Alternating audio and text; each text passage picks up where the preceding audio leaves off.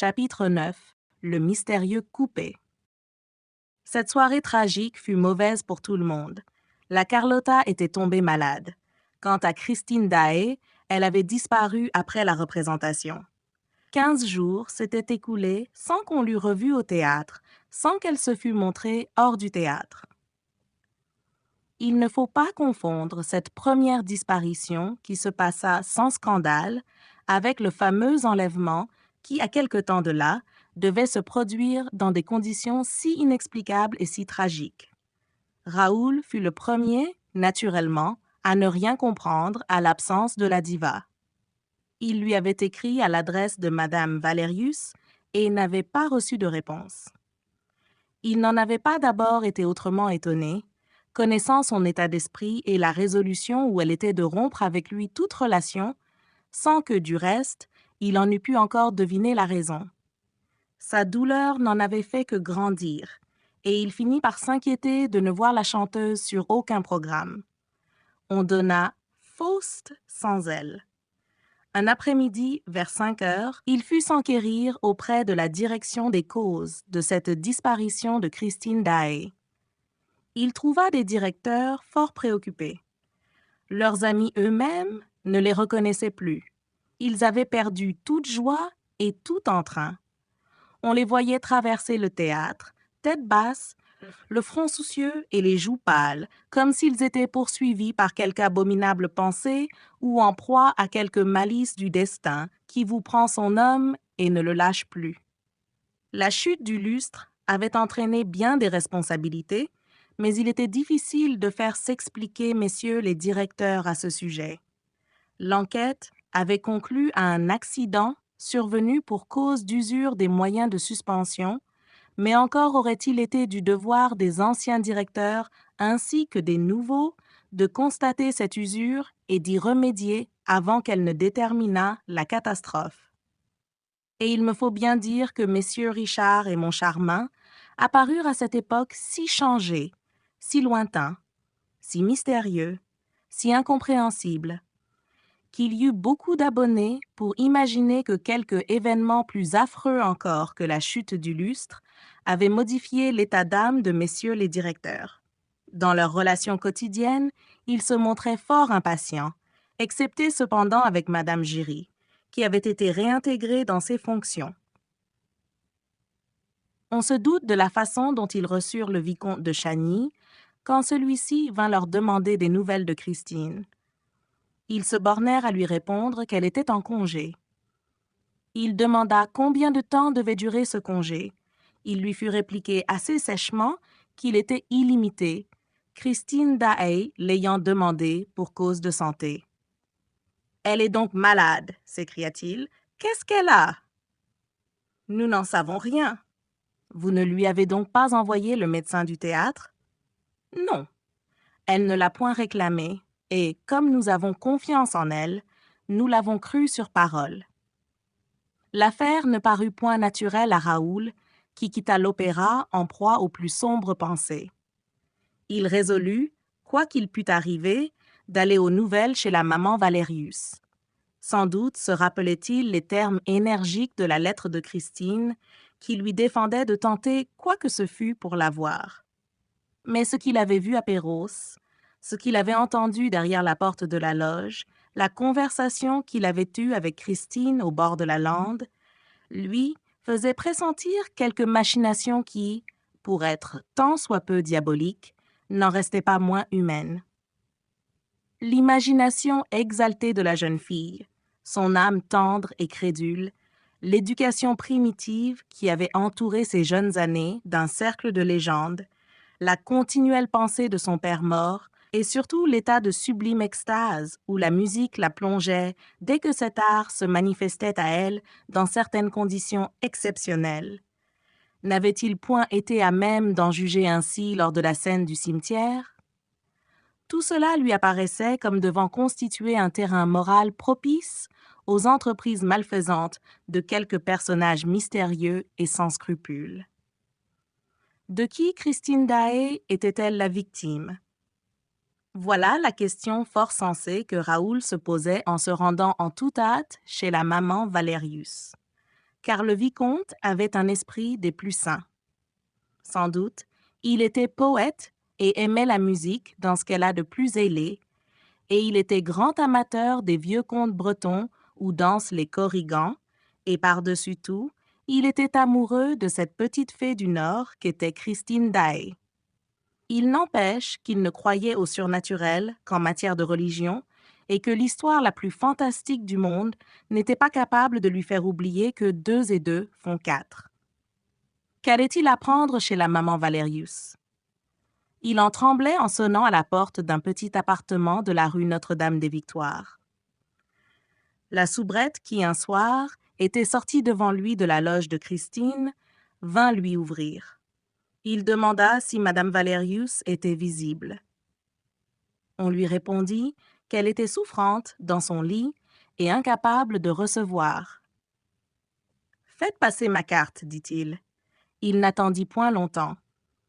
La soubrette revint et l'introduisit dans un petit salon assez sombre et sommairement meublé, où les 2 portraits du professeur Valerius et du père Daae se faisaient vis-à-vis.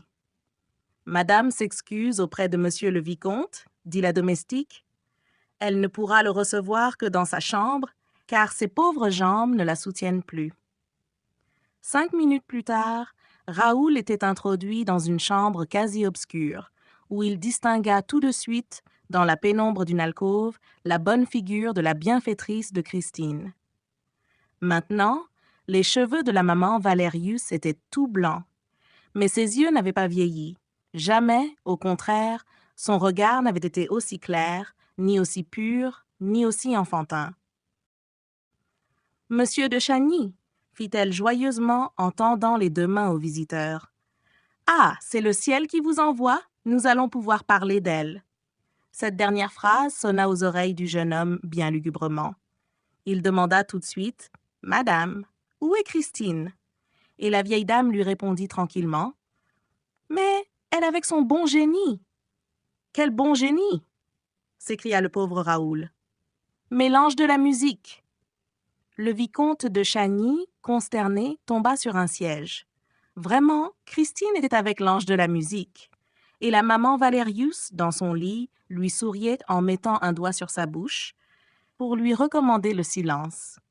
Elle ajouta « Il ne faut le répéter à personne. »« Vous pouvez compter sur moi, » répliqua Raoul, sans savoir bien ce qu'il disait, car ses idées sur Christine, déjà fort troubles, s'embrouillaient de plus en plus, et il semblait que tout commençait à tourner autour de lui, autour de la chambre, autour de cette extraordinaire brave dame en cheveux blancs, aux yeux de ciel bleu pâle, aux yeux de ciel vide. Vous pouvez compter sur moi. « Je sais, » fit-elle avec un bon rire heureux. « Mais approchez-vous donc de moi, comme lorsque vous étiez tout petit. Donnez-moi vos mains comme lorsque vous me rapportiez l'histoire de la petite Lotte que vous avait contée le père Daae. Je vous aime bien, vous savez, monsieur Raoul. Et Christine aussi vous aime bien? » « Elle m'aime bien, » soupira le jeune homme qui rassemblait difficilement sa pensée autour du génie de la maman Valerius, de l'ange dont lui avait parlé si étrangement Christine, de la tête de mort qu'il avait entrevue dans une sorte de cauchemar sur les marches du maître-autel de Perros, et aussi du fantôme de l'opéra, dont la renommée était venue jusqu'à son oreille un soir qu'il s'était attardé sur le plateau, à 2 pas d'un groupe de machinistes qui rappelait la description cadavérique qu'en avait faite, avant sa mystérieuse fin, le pendu Joseph Buquet. Il demanda à voix basse « Qu'est-ce qui vous fait croire, madame, que Christine m'aime bien? » « Elle me parlait de vous tous les jours. »« Vraiment? Et qu'est-ce qu'elle vous disait? »« Elle m'a dit que vous lui aviez fait une déclaration. » Et la bonne vieille se prit à rire avec éclat en montrant toutes ses dents qu'elle avait jalousement conservées. Raoul se leva, le rouge au front, souffrant atrocement. « Eh bien, où allez-vous? Voulez-vous bien vous asseoir? Vous croyez que vous allez me quitter comme ça? Vous êtes fâché parce que j'ai ri, je vous en demande pardon. Après tout, ce n'est point de votre faute, ce qui est arrivé. Vous ne saviez pas? Vous êtes jeune, et vous croyiez que Christine était libre. « Christine est fiancée ?» demanda d'une voix étranglée le malheureux Raoul. « Mais non, vous savez bien que Christine, le voudrait-elle, ne peut pas se marier. »« Quoi? Mais je ne sais rien. »« Et pourquoi Christine ne peut-elle pas se marier? »« Mais à cause du génie de la musique. »« Encore. »« Oui, il le lui défend. »« Il le lui défend. » Le génie de la musique lui défend de se marier. Raoul se penchait sur la maman Valérius, la mâchoire avancée comme pour la mordre. Il eut eu envie de la dévorer, qu'il ne l'eût point regardée avec des yeux plus féroces. Il y a des moments où la trop grande innocence d'esprit apparaît tellement monstrueuse qu'elle en devient haïssable. Raoul trouvait Madame Valérius par trop innocente. Elle ne se douta point du regard affreux qui pesait sur elle. Elle reprit de l'air le plus naturel. « Oh, il le lui défend, sans le lui défendre. » Il lui dit simplement que si elle se mariait, elle ne l'entendrait plus. Voilà tout, et qu'il partirait pour toujours. Alors, vous comprenez, elle ne veut pas laisser partir le génie de la musique. C'est bien naturel. Oui, obtempéra Raoul dans un souffle, c'est bien naturel. Du reste, je croyais que Christine vous avait dit tout cela, quand elle vous a trouvé à Perros où elle était allée avec son bon génie. Ah!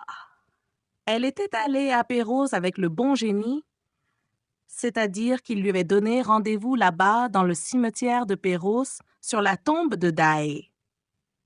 Il lui avait promis de jouer la résurrection de Lazare sur le violon de son père. Raoul de Chagny se leva et prononça ces mots décisifs avec une grande autorité. « Madame, vous allez me dire où il demeure, ce génie-là. » La vieille dame ne parut point autrement surprise de cette question indiscrète. Elle leva les yeux et répondit « Au ciel !» Tant de candeur le dérouta. Une aussi simple et parfaite foi dans un génie qui, tous les soirs, descendait du ciel pour fréquenter les loges d'artistes à l'opéra, le laissa stupéfait. Il se rendait compte maintenant de l'état d'esprit dans lequel pouvait se trouver une jeune fille élevée entre un ménétrier superstitieux et une bonne dame illuminée, et il frémit en songeant aux conséquences de tout cela. Christine est-elle toujours une honnête fille? Ne put-il s'empêcher de demander tout à coup. « Sur ma part de paradis, je le jure !» s'exclama la vieille, qui, cette fois, parut outrée. « Et si vous en doutez, monsieur, je ne sais pas ce que vous êtes venu faire ici. » Raoul arrachait ses gants. « Il y a combien de temps qu'elle a fait la connaissance de ce génie? » « Environ 3 mois. » « Oui, il y a bien 3 mois qu'il a commencé à lui donner des leçons. » Le vicomte étendit les bras dans un geste immense et désespéré, et il les laissa retomber avec accablement. « Le génie lui donne des leçons. » « Et où ça? Maintenant qu'elle est partie avec lui, je ne pourrais vous le dire, mais il y a 15 jours, cela se passait dans la loge de Christine. Ici, ce serait impossible dans ce petit appartement. Toute la maison les entendrait. Tandis qu'à l'opéra, à 8 heures du matin, il n'y a personne. On ne les dérange pas. Vous comprenez? Je comprends. Je comprends, s'écria le vicomte, et il prit congé avec précipitation de la vieille maman, qui se demandait péto si le vicomte n'était pas un peu toqué. En traversant le salon, Raoul se retrouva en face de la soubrette, et un instant, il eut l'intention de l'interroger, mais il crut surprendre sur ses lèvres un léger sourire. Il pensa qu'elle se moquait de lui. Il s'enfuit. N'en savait-il pas assez? Il avait voulu être renseigné. Que pouvait-il désirer de plus? Il regagna le domicile de son frère à pied, dans un état à faire pitié. Il eût voulu se châtier, se heurter le front contre les murs, avoir cru à tant d'innocence, à tant de pureté, avoir essayé un instant de tout expliquer avec de la naïveté, de la simplicité d'esprit, de la candeur immaculée. Le génie de la musique, il le connaissait maintenant, il le voyait. C'était, à n'en plus douter, quelque affreux ténor, joli garçon et qui chantait la bouche en cœur. Il se trouvait ridicule et malheureux à souhait. Ah, le misérable, petit, insignifiant et niais jeune homme que monsieur le vicomte de Chagny, pensait rageusement Raoul. Et elle, quelle audacieuse et sataniquement rouée créature. Tout de même, cette course dans les rues lui avait fait du bien, rafraîchi un peu la flamme de son cerveau. Quand il pénétra dans sa chambre, il ne pensait plus qu'à se jeter sur son lit pour y étouffer ses sanglots. Mais son frère était là, et Raoul se laissa tomber dans ses bras, comme un bébé. Le comte, paternellement, le consola sans lui demander d'explication. Du reste, Raoul eut hésité à lui narrer l'histoire du génie de la musique. S'il y a des choses dont on ne se vante pas, il en est d'autres, pour lesquelles il y a trop d'humiliation à être plaint. Le comte emmena son frère dîner au cabaret. Avec un aussi frais désespoir, il est probable que Raoul eût décliné, ce soir-là, toute invitation, si pour le décider, le comte ne lui avait appris que la veille au soir, dans une allée du bois, la dame de ses pensées avait été rencontrée en galante compagnie. D'abord, le vicomte n'y voulut point croire, et puis il lui fut donné des détails si précis qu'il ne protesta plus. Enfin, n'était-ce point là l'aventure la plus banale? On l'avait vue dans un coupé dont la vitre était baissée. Elle semblait aspirer longuement l'air glacé de la nuit. Il faisait un clair de lune superbe. On l'avait parfaitement reconnu. Quant à son compagnon, on n'en avait distingué qu'une vague silhouette dans l'ombre. La voiture allait au pas dans une allée déserte, derrière les tribunes de Longchamp. Raoul s'habilla avec frénésie, déjà prêt, pour oublier sa détresse, à se jeter, comme on dit, dans le tourbillon du plaisir. Hélas, il fut un triste convive, et ayant quitté le comte de bonne heure, il se trouva vers 10 heures du soir dans une voiture de cercle derrière les tribunes de Longchamp. Il faisait un froid de loup. La route apparaissait déserte et très éclairée sous la lune. Il donna l'ordre au cocher de l'attendre patiemment au coin d'une petite allée adjacente et, se dissimulant autant que possible, il commença de battre la semelle. Il n'y avait pas une demi-heure qu'il se livrait à cet hygiénique exercice, quand une voiture, venant de Paris, tourna au coin de la route et, tranquillement, au pas de son cheval, se dirigea de son côté. Il pensa tout de suite « c'est elle », et son cœur se prit à frapper à grands coups sourds, comme ceux qu'il avait déjà entendus dans sa poitrine quand il écoutait la voix d'homme derrière la porte de la loge. Mon Dieu, comme il l'aimait! La voiture avançait toujours. Quant à lui, il n'avait pas bougé. Il attendait. Si c'était elle, il était bien résolu à sauter à la tête des chevaux. Coûte que coûte, il voulait avoir une explication avec l'ange de la musique. Quelques pas encore, et le coupé allait être à sa hauteur. Il ne doutait point que ce fût elle. Une femme, en effet, penchait sa tête à la portière, et, tout à coup, la lune l'illumina d'une pâle auréole. Christine! Le nom sacré de son amour lui jaillit des lèvres et du cœur. Il ne put le retenir. Il bondit pour le rattraper, car ce nom jeté à la face de la nuit avait été comme le signal attendu d'une ruée furieuse de tout l'équipage, qui passa devant lui sans qu'il eût pris le temps de mettre son projet à exécution.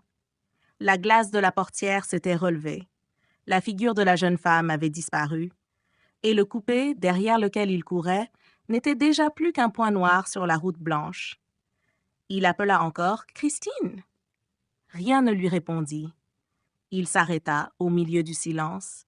Il jeta un regard désespéré au ciel, aux étoiles. Il heurta du poing sa poitrine en feu.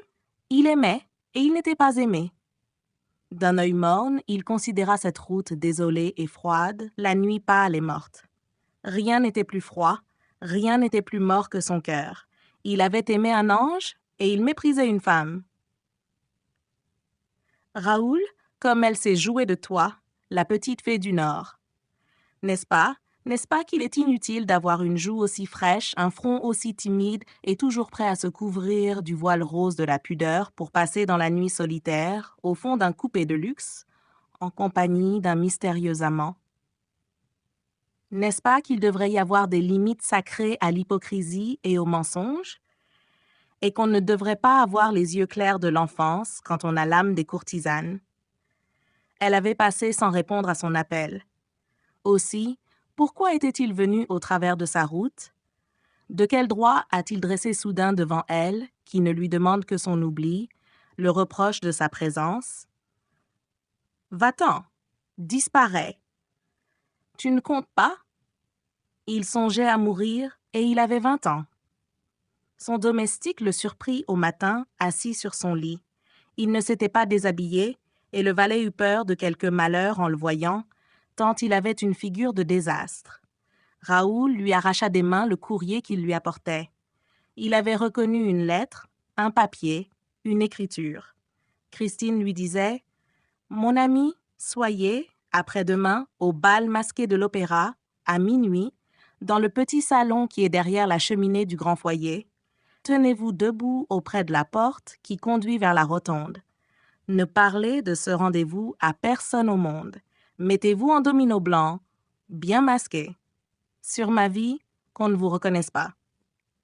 Christine.